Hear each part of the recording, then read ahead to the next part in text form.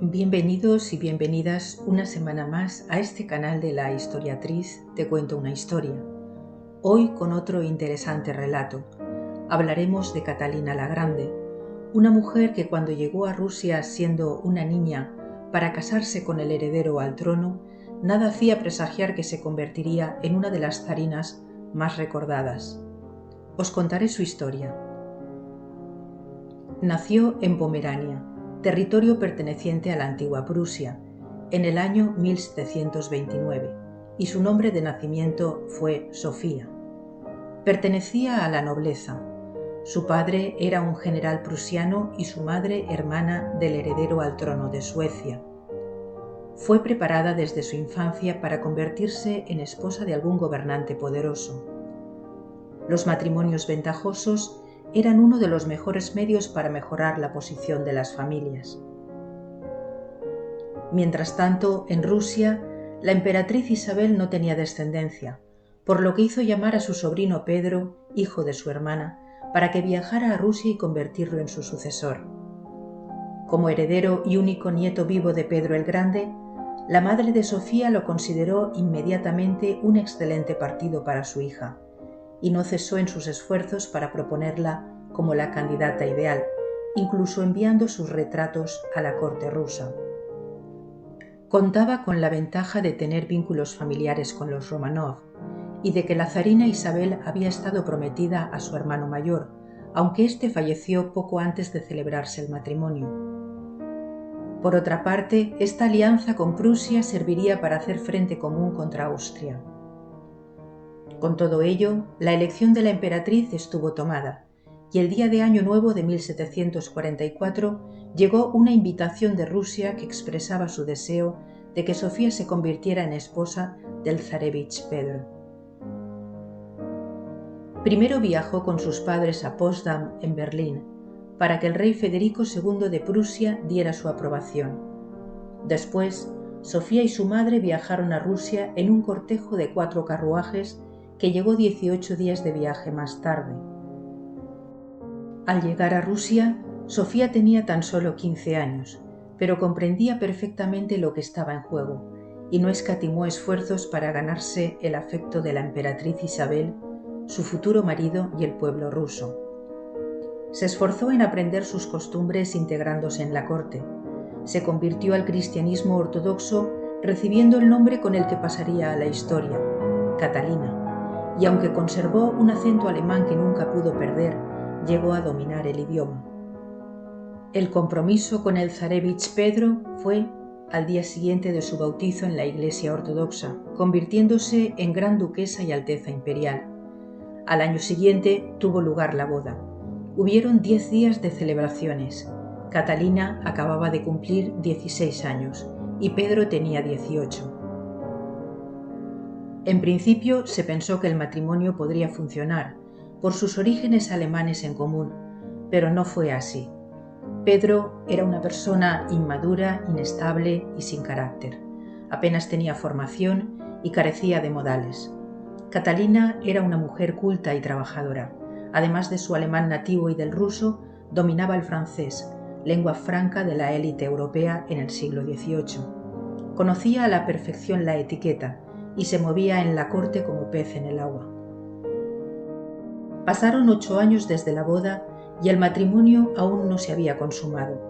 La emperatriz Isabel le recordaba a Catalina su obligación de dar un heredero al trono de Rusia, pero el distanciamiento de la pareja cada vez era mayor y ya fue insalvable cuando Catalina supo que Pedro tenía una amante. Fue precisamente la zarina Isabel la que, enterada de las desavenencias de la pareja y en su empeño de ver nacer un heredero, le propuso a Catalina que tomara ella también un amante. En 1754 nació su primer hijo, Pablo, cuya paternidad es ambigua, y 5 años más tarde tuvo a su segunda hija, Ana, que solo vivió 14 meses. Cuando la emperatriz Isabel murió, Pedro subió al trono como Pedro III, convirtiéndose Catalina en emperatriz consorte. Pronto se hizo evidente que el nuevo zar era incapaz de dirigir un imperio. Pasaba el día bebiendo alcohol, dedicándose a la caza y a recrear batallas con soldaditos de plomo en sus aposentos. Su temperamento y sus excentricidades se volvieron insoportables para quienes residían en palacio, incluida la guardia palaciega, para la que se volvió un tirano. Catalina, por el contrario, hacía de su afán de superación una de sus mejores cualidades. Tenía dotes de mando y era una trabajadora infatigable que se levantaba cada día a las 6 de la mañana y preparaba su propio café. Era una ávida lectora interesada por la literatura y mantenía correspondencia con mentes prominentes de la época, entre ellos filósofos de la Ilustración como Voltaire. Siempre quería estar informada de lo que acontecía en Rusia y en el resto del mundo. Pedro solo ocupó el trono durante 6 meses. Su falta de sentido común y sus acciones insensatas alentaron las conspiraciones. Catalina decía de él que en ocasiones era un niño en el cuerpo de un hombre y que otras era un monstruo que rozaba la locura y que sentía placer al golpear personas y animales. Sintiéndose amenazada por las enemistades que Pedro se estaba granjeando desde varios sectores rusos, decidió tomar el poder por la fuerza y derrocar a su propio marido.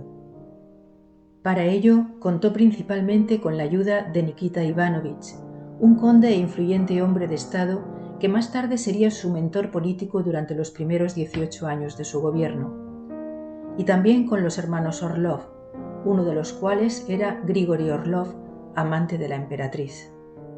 Catalina ordenó arrestar al zar y le obligó a firmar un documento de abdicación. Pedro III no tuvo ningún problema en abandonar el trono, al contrario, pareciera que le hubiesen quitado un gran peso de encima, y solo pidió a cambio una finca tranquila, su viejo violín y suministros de vino de Borgoña y de tabaco. El golpe triunfó sin derramamiento de sangre, pero 3 días después Pedro murió. La causa oficial, un derrame cerebral. Las verdaderas causas de su muerte se desconocen. La coronación de la zarina fue en septiembre del mismo año, en la Catedral de la Dormición de Moscú. Tenía entonces 33 años y su hijo, el gran duque Pablo, tenía 8. Se creó para la ocasión uno de los principales tesoros de la dinastía Romanov, la corona imperial de Rusia. Hubieron partidarios de que la emperatriz solo gobernase hasta que su hijo cumpliera la mayoría de edad, pero lo hizo y con puño de hierro hasta su muerte, después de 34 años de mandato en los que Rusia se abrió al progreso y a las corrientes filosóficas de la Ilustración, a diferencia de su coetánea María Antonieta, que también subió al poder en un reino diferente al de su país de origen, pero que terminó siendo despreciada por el pueblo francés.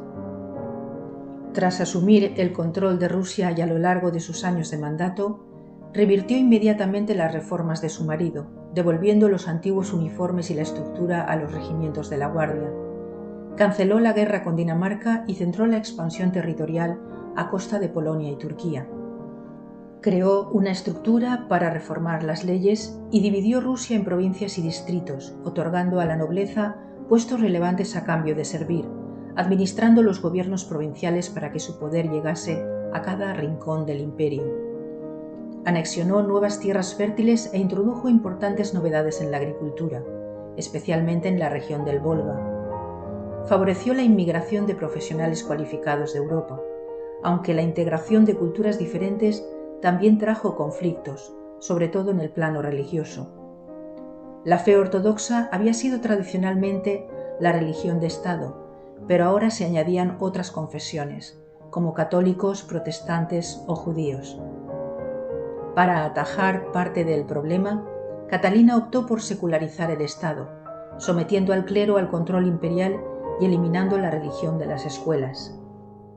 Fue una mecenas de las artes, la literatura y la educación. Gastó cuantiosas cifras en comprar pinturas y esculturas, muchas de ellas colecciones enteras que procedían de Francia e Inglaterra.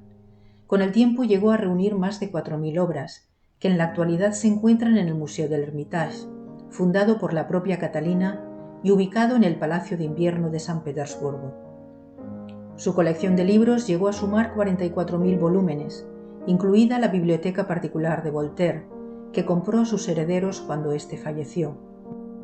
Creó el Estatuto Ruso de Educación Nacional, que estableció un sistema gratuito para todos los niños de todas las clases sociales, a excepción de los siervos.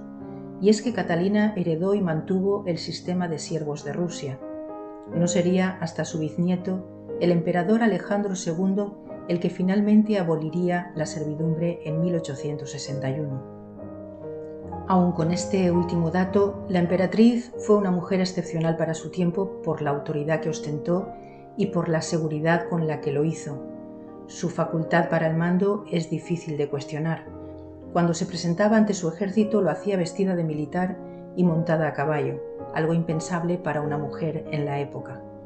También se interesó por los avances de la medicina y, tratando de frenar la viruela que azotaba Rusia, apostó por una campaña de vacunación. Esta práctica aún era muy cuestionada, por lo que, llamando imbéciles e ignorantes a quienes se oponían, optó por vacunarse la primera para dar ejemplo. A lo largo de su extenso reinado tuvo una gran lista de amantes, a los que obsequiaba con generosidad una vez finalizado el romance, pero nunca quiso volver a compartir el poder. Llegó a tener un hijo con uno de ellos, que fue ocultado y educado en casa de uno de sus cortesanos. Catalina condujo su vida privada con total libertad y disfrutó libremente de sus relaciones amorosas. Se rodeó de personas de confianza, entre las que estaba su amiga, la condesa Praskovia, quien compartía con la emperatriz su entusiasmo sexual, y a la que llamaba la catadora de amantes. Después de catarlos, le contaba a la emperatriz si el amante merecía la pena o no. Corrían rumores sobre la sucesión. La relación con su hijo Pablo siempre había sido difícil. No dejó que reinara cuando cumplió la mayoría de edad. Había construido un gran legado y no quería que el zarevich heredase el trono por considerarlo un incompetente. Sin embargo, su amado nieto Alexander era para ella la opción perfecta. Catalina preparó un documento en el que desheredaba a su hijo y nombraba heredero a su nieto. El documento se guardaba celosamente hasta el 24 de noviembre, que se anunciaría. Apenas 20 días antes, en la madrugada del 5 de noviembre de 1796, la emperatriz se levantó temprano como siempre, tomó su café y se dispuso a trabajar en su despacho. La encontraron poco después en el suelo. El médico de la corte diagnosticó un derrame cerebral, cayó en coma y murió unos días más tarde a los 67 años. Su hijo Pablo fue llamado y llegó al Palacio de Invierno por la tarde. Mientras su madre agonizaba, entró en su despacho y empezó a registrarlo. Encontró el documento que anunciaba el nombramiento de Alexander como heredero y lo destruyó. Alexander conocía los planes de su abuela, pero no quedando ninguna prueba de sus verdaderas intenciones, no se interpuso en el camino de su padre. Se instauró el reinado de Pablo I tras la muerte de Catalina y demostró lo que ella había temido. Inició su propia venganza contra todos los que habían sido leales a su madre, arrebató posesiones y firmó órdenes de destierro. Impuso una ley sálica para impedir que alguna princesa Romanov pudiera convertirse en zarina. Su carácter absoluto e inestable fue criticado por todos en la sombra. 4 años después de subir al trono, fue asesinado y su hijo, con 23 años, llegó al trono como Alexander I. Y llegamos al final de nuestra historia por hoy, con un último dato. En el año 1987 fue descubierto entre las órbitas de Marte y Júpiter un asteroide, el asteroide 6955 Ekaterina, que fue nombrado así en honor a Catalina la Grande. Y ahora sí, nos despedimos hasta la semana que viene. Si te ha gustado esta historia, te agradezco un like y la suscripción a este canal. Y recuerda, lo que pasó ayer ya pertenece al pasado y hoy tienes una nueva oportunidad.